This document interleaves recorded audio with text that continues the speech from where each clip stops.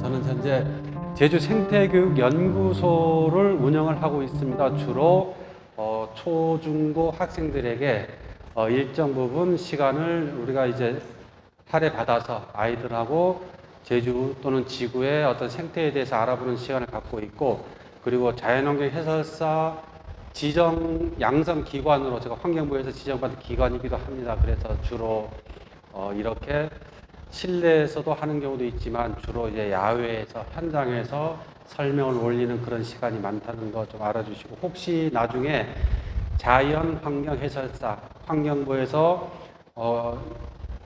지정하는 자연환경해설사에 좀 이렇게 좀 관심 있는 선생님들께서는 나중에 연락을 주시면 그 1년에 한 번 5월에서부터 8월까지 약 석 달 이상 이제 진행을 합니다. 그럼 오셔가지고 한번 들어보시고 도전도 해보시고 하면 좋을 것 같지 않나라고 생각을 하고 있습니다. 저는 서귀포 자연 생태에 대해서 이렇게 좀 의뢰를 받긴 했지만, 서귀포에 국한해서 하는 것은 조금 너무 범위가 좁아서 제주도를 중심적으로 이제 갖고 왔으니까 좀 이해를 해주시기 바랍니다. 이렇게 제주시, 서귀포시, 이게 서부, 동부 있는데, 타원역의 섬이라는 것과 종달 쪽에서, 하도 종달 쪽에서 대각선 방향으로 이렇게 고산까지 이어지는 길이가 평면상으로 약 74km. 그 평면상의 수직을 이루면서 가장 긴 거리, 애월에서 남원까지 이렇게 이어지는 거리가 32km인 장소이고, 인구는 약 69만 명, 70만 명, 그리고 다른 분들이, 관광객들이 이렇게 드나들면서 하루 평균 74만 명에서 75만 명이 머무르는 걸로 지금 나타나고 있습니다. 그러한 곳에 저희들이 있고, 이 작은 섬이긴 하지만 중심에 한라산, 그리고 360여 개의 오름, 12개의 곶자왈, 150여 개의 동굴, 340여 개의 습지 등 있을 거는 전부 갖춘, 작지만 굉장히 아기자기하고 가치 있는 그러한 자연환경으로 구성된 공간이기도 합니다. 여기서 잠깐만, 우리나라가 완전히 만들어지고, 추자도까지 완전히 만들어지고 난 이후에 굉장히 오랜 시간이 지난 우리 시대로 보면 바로 엊그제, 한 180만 년 전, 그 시기에 얕은 바다였답니다. 제주도가 있는 곳이. 얕은 바다에서 갑자기 화산이 빠방 폭발하면서 바다였던 환경이 너무 많은 화산들이 폭발하다 보니까 바다 반, 화산체 반, 이러한 환경이 바로 제1 분출기. 일단은 선생님들, 제주도는 바다에서 화산이 1000번 이상 폭발해가지고 제주도가 만들어지는 제1단계가 되었다라고 기억하시면 돼요. 그 다음 그 화산이 바다에 있는 게 아니라 육지가 되고 섬이 되다 보니까 용암도 흘러나와요.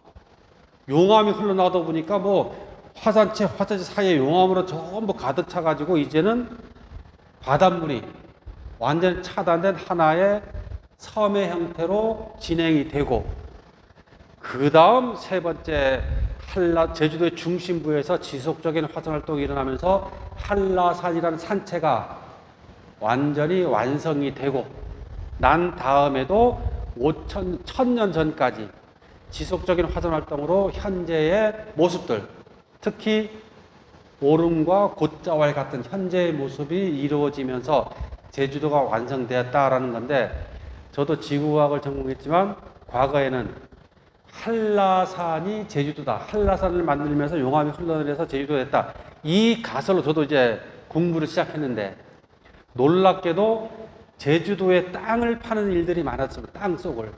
그게 뭐냐 하면 지하수죠. 지하수 관정을 파기 위해 땅을 파다 보니까 땅 밑을 보니까 순서가 안 맞는 거예요. 땅을 쭉 파서 내려가게 되면 제주도 땅에 안 나오는 경우가 있어요. 한 2,000km 내려가면, 그 깊은 곳에 내려가면 경상남도와 전라남도와 이어지는 그 화강암이 이렇게 펼쳐져 있거든요. 옛날 바다 밑에 있던 땅, 그곳까지 가는 것을 이게 온천공이라든지 지하수 하면서 파다 보니까 순서가 뚜렷이 보이는 거예요. 그러면서 한라산이 형성되는 과정에서 제주도가 용암이 흘러내려 만들었다라는 과거의 가설은 이제 완전히 버리고, 원래 제주도는 한라산이 아니야. 바다에서 화산이 폭발했어. 그리고 용암이 흘러내리면서 쌓였어. 그리고 세 번째 한라산이 만들어지고 난 다음에 간간히 오름들이 만들어졌다. 이렇게 지금 논문이 등장하고 있고, 이렇게 1단계, 2단계, 3단계, 4단계 이렇게 설명을 하고 있습니다. 그러니 바다에서 빠바바방, 바다에서 빠바방, 바다에서 빠바방 해가지고 만들어진 섬이다 보니 저 우리나라 전라도, 경상도, 충청도, 강원도, 서울과는 너무너무 모든 게 달라요. 예, 완전히 달라요. 하천도 다르고 산도 다르고 흙도 다르고 모든 게 달라요. 화산활동으로 만들어진 장소다 보니. 그런데 그 화산활동으로 만들어진 곳에 우리 선조들이 오랫동안 살면서는 바람에 흙이 날려서, 그 다음에 지표에는 물이 없어서 과거에는 굉장히 살기 어려웠던 곳으로 많이 기록이 됩니다. 특히 물이 없어서, 물을 쉽게 구할 수가 없어서, 그리고 흙들도 화산 회토로 많이 있다 보니 논을 할 수 있는 점토질의 흙들이 별로 없고, 그러한 것들을 쭉 갖고 살아오셨는데 놀랍게도 2000년이 접어들면서 2000년으로 바뀌면서 굉장히 놀라운 일이 발생합니다. 제주도를 방문하시는 분들에게 물어봤거든요. 관공사에서 제주도에 오시면 무엇이 가장 좋은가요? 라고 물어봤을 때 공기라고 했어요. 공기가 너무 좋다. 공기가. 그러한 것들. 그 다음에 1970년대 지나서 80년대에 지하수가 개발되면서 제주도 전역에 지하수를 지금까지 팠는데, 우리가 마시는 물 있죠? 마시는 물을 위한 그 지하수 관정이 4,800개 됩니다. 제주 전역에. 마을마다 다 있는 거죠. 농업용수까지 합치면 거의 8,000개가 돼요. 그래서 물을 뽑아 올렸더니 또 물이 가득 차고, 뽑아 올렸더니 물이 가득 차고, 우리는 계속 수돗물로 이렇게 쓰기 시작하고, 그러면서 이제 삼다수까지 연결되면서 제주도가 물이 귀하고 굉장히 그러한 땅이었는데 이게 뭐지? 도대체 땅 속에 뭐가 들어있는 거야? 라고 굉장히 많은 생각들을 합니다. 자, 하나 우리 선생님한테 물어볼게요. 혹시 천지연 폭포 있죠? 네. 천지연 폭포 물이 마르는 거 보셨습니까? 못 봤죠. 못 봤죠. 우리가 질문을 해야 돼, 질문을. 천지연 폭포는 왜 마르지 않고 저렇게 물이 떨어지지? 질문을 해보는 거예요. 서귀포 지역에 내린 빗물이 들어가서 물이 떨어지는 거라면, 서귀포에 만약에 장기간 동안 비가 안 오면 말라야 될 거 아니에요, 이렇게. 그럼에도 불구하고 정방폭포 천지연은 1년 내내 물이 떨어져요. 서귀포에 사시는 거주한 선생님들은 그러한 거에 대한 어떤 그 질문 하나를 갖고 사셔야 돼요, 이렇게. 정방폭포 저 많은 물은 도대체 어디서 오지? 천지 폭포물은 도대체 어디서 오지? 라는 거. 제가 중학교 학생들 데리고 프로그램 하면서 그걸 계속 해요. 데리고 와서, 천지연 폭포에 있는 물은 도대체 어디서 오는 걸까? 한번 상상해서 얘기해 보렴. 하수구? 빗물? 궁금해. 그 감이 안 와요, 감이 안 와. 자, 오늘 나중에 제가 다시 한번 재차 설명드릴 거지만은 서귀포 지역에 떨어지는 그 물의 물론 비가 많이 왔을 때 폭포가 넘치는 것은 당연하지만은 가장 기본적 기본값, 감으로도 떨어지는 그 기본값의 물의 근원은 한라산입니다. 한라산에서 함양된 물이 땅속으로 들어가서 오랜 기간 지하로 흐르다가 서귀포에서 땅 위로 솟아나서 손반내나 한온을 통해서 이렇게 흘러와서 떨어지는 거예요. 그 물의 가장 기본값은 한라산입니다. 한라산.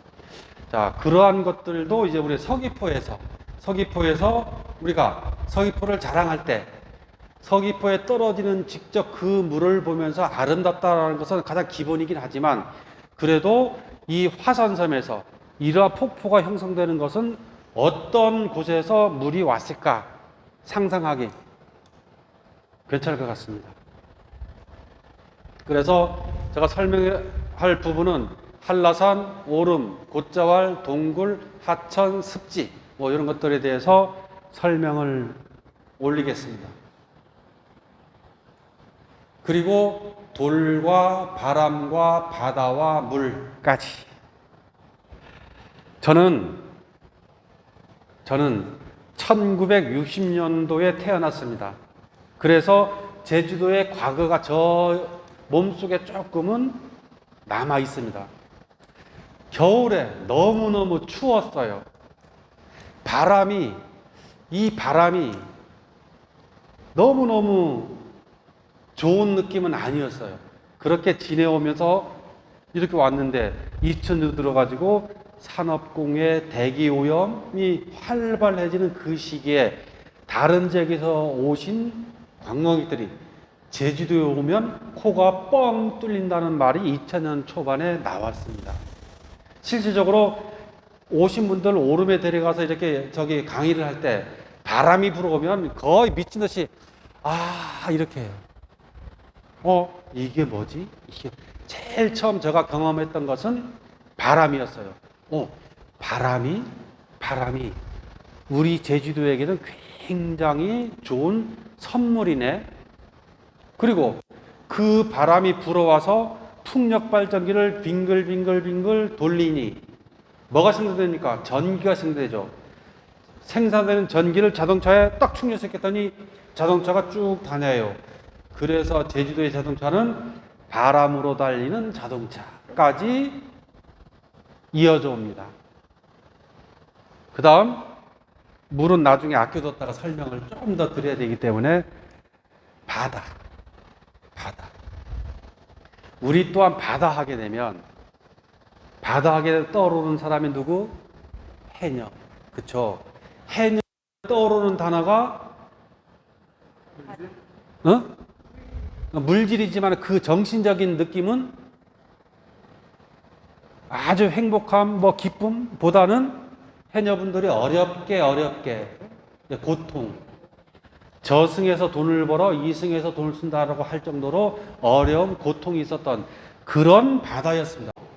제주도를 찾는 모든 사람들이 바다를 보면서 너무너무 좋아하시고 제주도를 먹여 살리는 최고의 보물이 바다로 되고 있다. 바다라는 환경이. 자, 이런 것들도 제주도에서 중요한 보물이 아닐까라고 생각하고 물과 돌은 본문에 좀 있어서 좀 아껴뒀다가 설명을 하겠습니다. 오름, 곶자왈, 동굴, 습지, 과거에는 관심도 없었던 곳입니다. 오호, 오름 가는 사람들도 많아지고 곶자왈 탐방하는 사람도 많아지고 숲길 걷는 사람도 많아지고 완전히 우리가 생각했던 그 이상으로 제주도가 많이 바뀌는 것 같아요. 저는 저 안돌 오름이라고 있습니다. 저 송당리에 삼나무 숲이 있는데요. 삼나무 숲을 가지치기 한 그 숲인데 사람들이 끊임없이 찾아가고 들어가요. 왜 갈까? 가봤더니 내가 보는 눈에는 그냥 삼나무, 쑥대나무 그 앞인데 그 앞에서 한 컷의 사진을 찍기 위해서 그렇게 많은 사람들이 몰려드는 거예요. 굉장히 자연 환경, 자연 생태에 대한 트렌드가 굉장히 많이 바뀌고 있다는 거.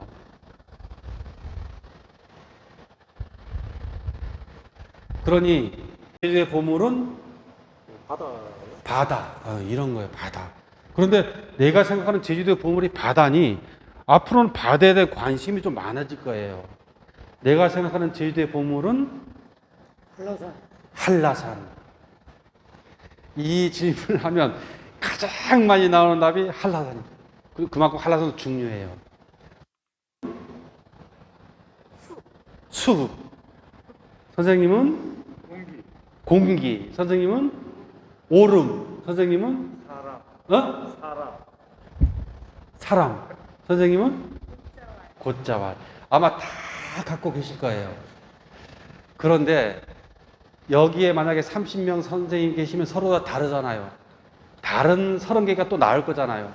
그러한 것이 전부 보물이니 보물단지로 꾸려진 곳이다 해도 과언은 아니에요. 이렇게.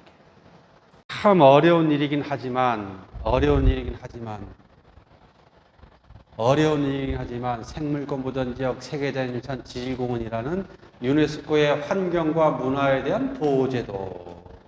이거는 유네스코의 보호제도. 제주도가 1, 2, 3 모든 보호제도가 지정된 장소.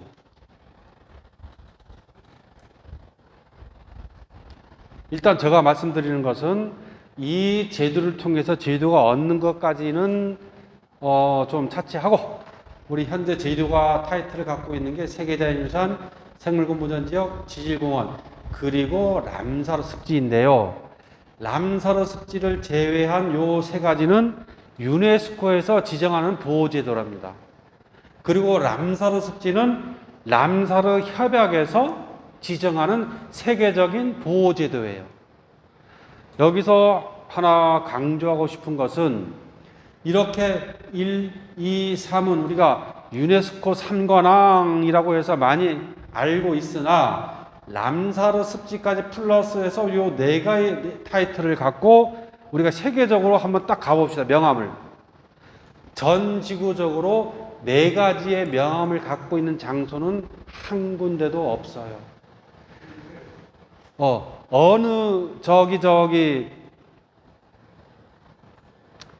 이탈리아 그 근처에 세 개는 있어요. 세계자연유산 생물권 지질공원이 있는데 람사르 습지까지 네 개를 동시에 지정받은 장소는 전 지구에서 오직 제주도밖에 없다는 거예요.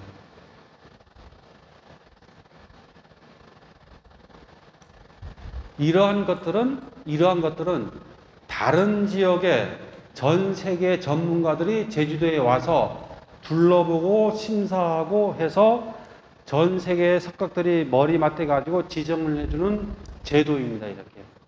그러한 어떤 절차가 있는 것을 봤을 때 우리는 자연적으로, 환경적으로 굉장히 우수한 곳이구나라는 것을 간접적으로 알 수 있다는 거죠. 들어보셨나요, 선생님? 요 네 가지? 선생님 들어보셨어요? 처음. 세계자연유산, 생물권 보전지역, 지질공원, 람사르 습지. 요 정도는 한번 듣고 다니셔야, 우리는 유네스코 세계지질공원 천지연에 왔네? 우리는 유네스코 세계지질공원 주상절리에 왔네? 한라산 갈 때도, 유네스코 세계자연유산에 우리가 들어가네? 성산일출봉 갈 때도 유네스코 세계자연유산에 가네? 이러한 생각들을 많이 가지셔야 뭔가 빛이 나기 시작합니다. 한번 이렇게 제가 말씀드렸으니까 꼭 한번 생각해 보시고 이런 것들이 굉장히 자랑스러운 것들입니다. 세계자연유산은 인류 전체를 위해 보호해야 할 현저한 보편적 가치가 있다고 인정한 유산 중에서 자연유산, 제주도는 2007년에 제주 화산섬과 용암 동굴로 지정이 되는데요. 암기해야 될 것 또 하나 생겼습니다. 세계자연유산. 세계자연유산은 세 군데. 지정된 장소가 어디냐면은 한라산, 일출봉, 그리고 만장굴. 한라산, 일출봉, 만장굴 아니면 검은오름 용암동굴계가 어려우니 검은오름이라 해도 좋고 만장굴이라고 해도 괜찮습니다. 어쨌든 한라산, 성산일출봉, 만장굴 이렇게 알고 계셔도 무방합니다. 한라산 천년보호구역, 국립공원, 세계자연유산, 생물공원지역, 진리공원, 람사르 습지. 타이틀이 어마어마하죠. 타이틀이 어마어마해요. 그래서 우리가 항상 한라산을 볼 때마다 저러한 가치가 있는 장소라는 마음을 가지면서 이렇게 바라보는 것도 우리가 가져야 될 자세가 아닌가 저는 늘 생각을 하고 있습니다. 자, 요 그림은 처음 보시는 선생님들 많을 거예요. 좀 약간 주목해서 봐주시면 한라솜다리, 산굴뚝나비, 돌매화나무, 구상나무 이것들은 한라산 정상 쪽에만 있는 동식물이랍니다. 구상나무를 제외해서 한라솜다리, 산굴뚝나비, 돌매화나무는 한라산 백록당 암벽 일대만 자라요. 그것은 뭐냐면 요 세 가지는 굉장히 거의 빙하기와 같은 시베리아 만주와 같은 그런 그 날씨에서만 살아가는 동식물이랍니다. 그리고 구상나무는 우리나라가 고향인 나무.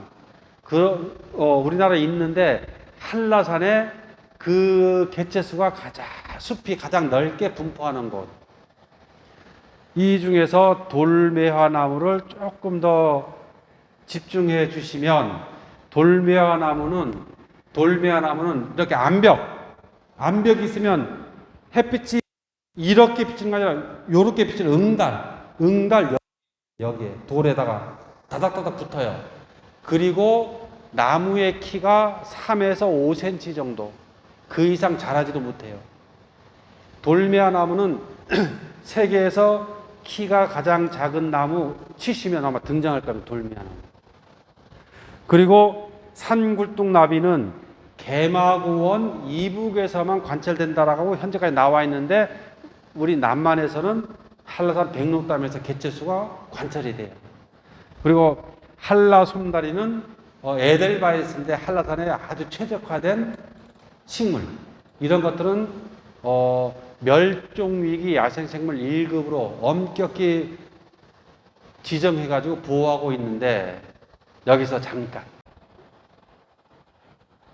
이게 성판악 일대의 구상나무 숲의 모습인데 푸르게 보이지만 놀라운 일이 이 구상나무 숲의 30% 이상이 하얗게 말라서 죽고 있습니다. 지금 가다 보면 그게 보여요. 그러면서 학자들이 깜짝깜짝 놀라고 있거든요. 이게 왜 이러지? 라고 하는데 자꾸 기후변화, 지구온난화와 관련성이 있을 것으로 추정은 하고 있어요, 지금. 굉장히 많이 고사되고 있거든요, 이렇게. 그런데 더군다나 이 한라솜다리, 산굴뚝나비, 돌매화나무는 거의 빙하기와 같은 어떤 그 연중 기온이 유지가 안 되면 사라져요. 결국 이 세 개체 생물을 통해서 지구온난화가 어느 정도 빠르게 진행되는지를 알 수 있는 척도 만약에 슬프지만 저 생물들이 자취를 감추면 제주도는 아마 어마어마한 해수면 상승의 영향을 받고 있을 거다라고 학자들은 시나리오를 만들고 있어요. 이렇게 사람들은 추우면 난방을 하고 더우면 냉방을 하고 그러면서 기후와 싸워 나가지만 식물들은 그렇게 하지 못하다 보니 올라가면 사라지고 내려가면 나타나고 그러면서 이러한 생물들을 통해서 우리가 살고 있는 환경의 척도를 가늠하고 있다. 그러한 점에서 굉장히 중요한 생태학적인 위치를 갖고 있으니 제주도에 사는 우리가 저 한라산 정상에 살고 있는 몇 안 되는 이 생물들에 대해서 한 번쯤은 이름을 불러주는 것도 좋은 방법이 아닐까요? 그쵸? 그래서 다시 한 번만 한라송다리, 산굴뚝나비, 돌매화나무, 구상나무. 그 외에 한라산에 어마어마한 다양한 생물들이 살고 있음에도 그래도 다 우리가 요 네 가지 정도는 한번 들었는데 정도의 기억을 한번 가져보자라고 제가 제안을 드리고 싶습니다.